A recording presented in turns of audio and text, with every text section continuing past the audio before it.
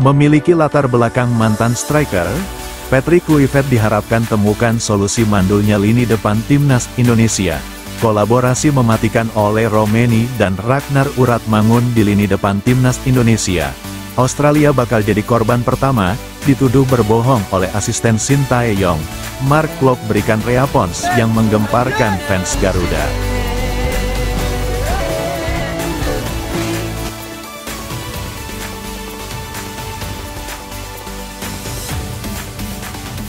Patrick Kluivert punya rekam jejak yang menonjol sebagai pemain.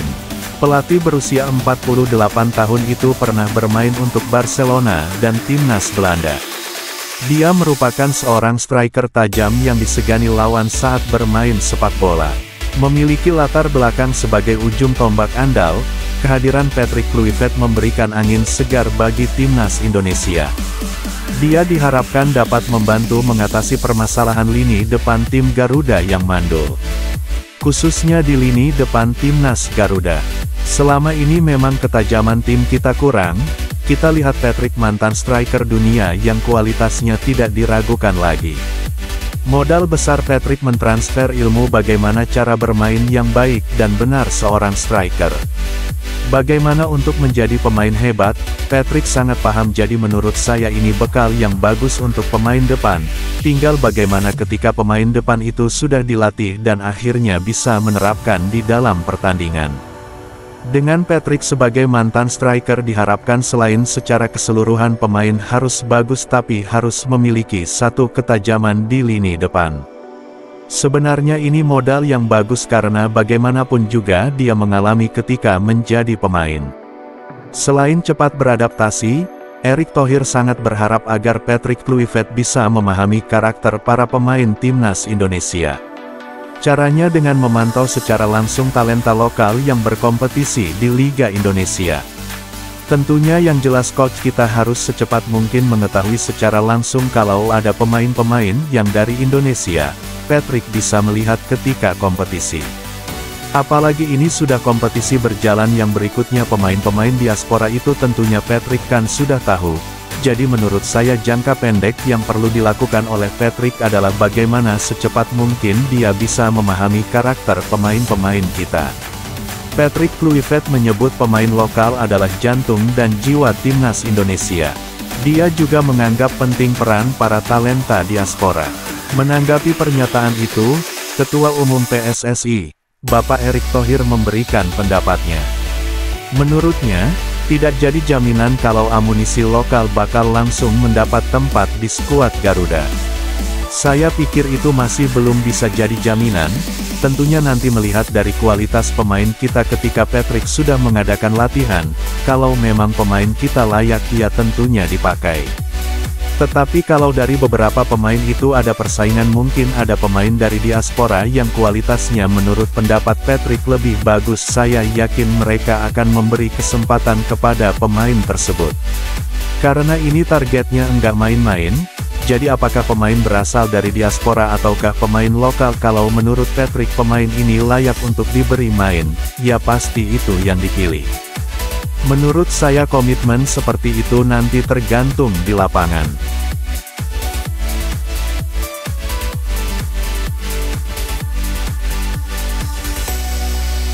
Dua senjata mematikan timnas Indonesia, siap menghancurkan timnas Australia, saat kedua tim bentrok pada tanggal 20 Maret tahun 2025. Skuad Garuda maju tak gentar ke kandang Socherus, di Sydney Football Stadium. Laga lanjutan grup C putaran ketiga kualifikasi Piala Dunia 2026 zona Asia akan segera dimulai. Indonesia, yang kini diarsiteki Patrick Kluivert, menantang Australia penuh percaya diri. Banyak alasan kenapa Indonesia bisa berada di atas angin. Pada pertemuan pertama di Stadion Utama Gelora Bung Karno, Jakarta, tanggal 10 September tahun 2024, Indonesia berhasil menahan imbang Australia. Hasil 0-0 tersebut, kemudian berujung pemecatan Graham Arnold sebagai pelatih. Selain itu, kekuatan Indonesia saat ini jauh lebih kuat dan sangar. Soalnya, setidaknya dua pemain naturalisasi anyar timnas Indonesia, yakni oleh Romeni dan Hairori Edewal, kemungkinan besar sudah bisa diturunkan ketika kontra dengan Australia nanti. Alasan lain yang tidak kalah penting, tentu saja dengan kehadiran Patrick Kluivert di pucuk tim kepelatihan timnas Indonesia.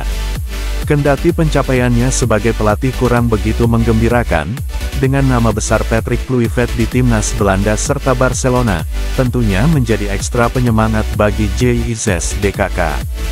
Harus diingat pula, Patrick Kluivert dibantu sejumlah asisten pelatih syarat pengalaman, dua di antaranya adalah Alex Pastoor dan Danny Lensat.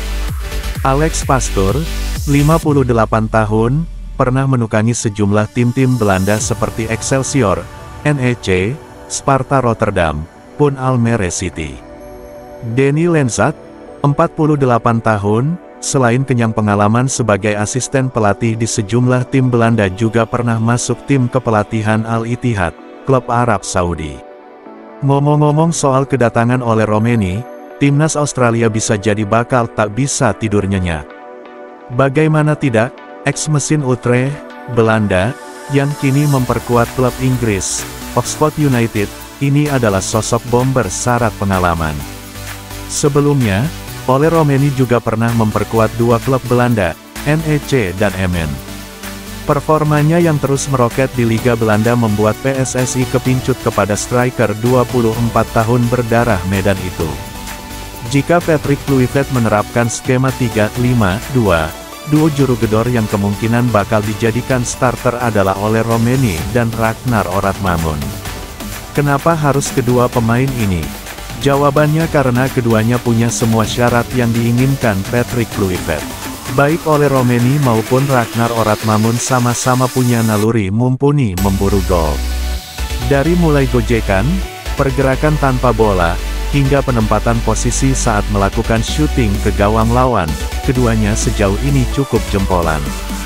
Sepanjang babak kualifikasi, Ragnar Oratmamun, pemain kepunyaan Dender, Belgia, sudah mengemas 2 gol. Ia juga punya andil gokil dalam kemenangan 2-0 atas Arab Saudi dalam matchday 6 grup C pada November tahun lalu. 2 gol Marcelino Ferdinand, satu diantaranya berkat asisis berkelas Ragnar Oratmamun. Ole Romeni bisa memulai debutnya bersama timnas Indonesia kontra Australia. Bersama Ragnar Oratmamun, Ole Romeni akan menjadi duet mematikan tak cuma bagi Australia, melainkan juga bagi timnas pesaing lainnya. Akankah Australia akan jadi korban pertama timnas Indonesia? Kita pantau terus guys.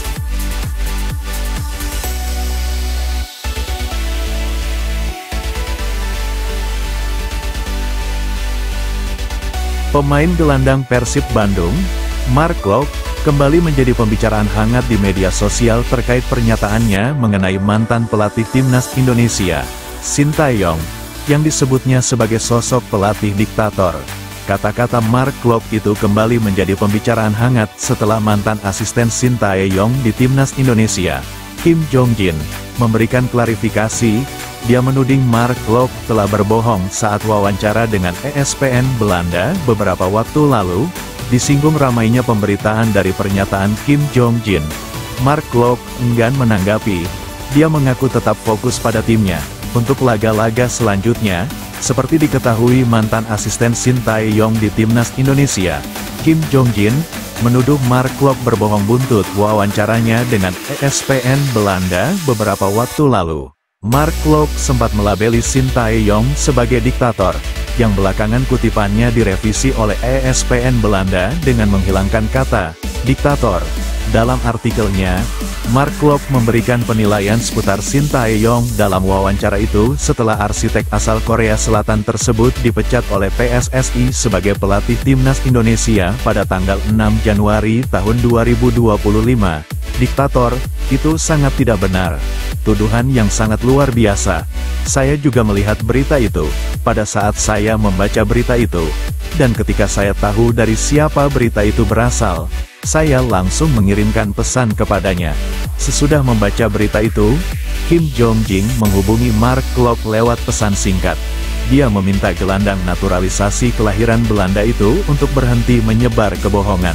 Apakah benar Sintayong seorang pelatih yang diktator kepada pemain? Apakah benar Erick Thohir memecat Sintayong gara-gara diktator dan tidak mau menerima masukan dari pemain diaspora. Wallahu a'lam guys.